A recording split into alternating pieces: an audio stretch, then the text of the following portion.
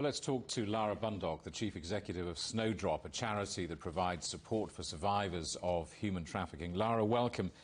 Did anything about Sir Mo Farah's story surprise you? How much of his story, his kind of story, have you seen before?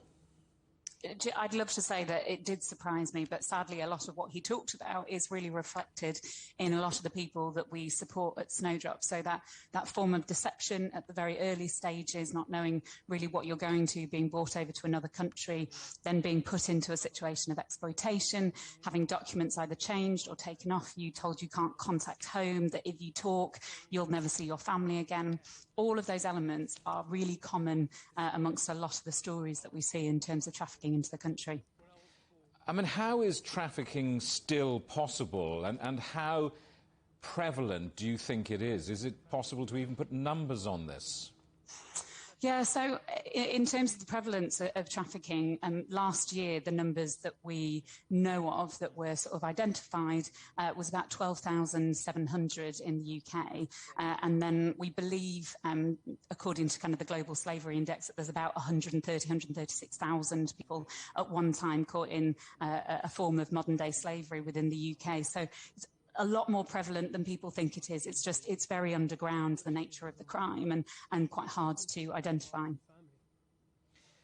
Let me ask you what kind of support there is out there to help victims. Presumably many are simply invisible to the authorities and the charities like yours who might be able to help.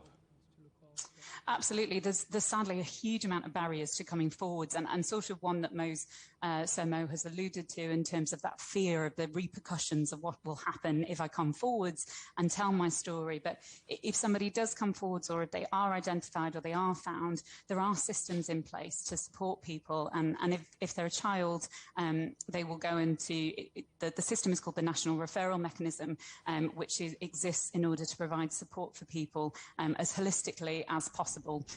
Whether it is around housing or home or family or emotional support. So there are systems out there to help people, but you're right, the barrier is about finding people and people coming forwards. Mo's a national treasure, of course. We cherish him and his achievements in the UK.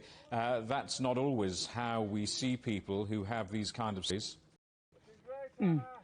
Absolutely. I think it's absolutely right that the Home Office have said that they're not going to take any action at all towards Mo, and the fact that it has taken him this time to come forwards and tell his story. But really, sadly, that's not reflected in a lot of the people stories that we support.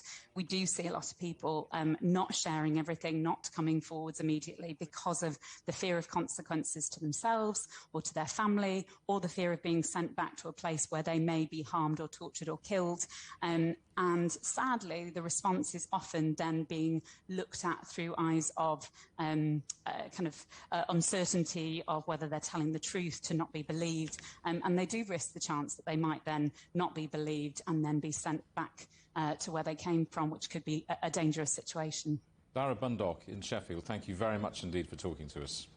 Pleasure. Thanks for having me.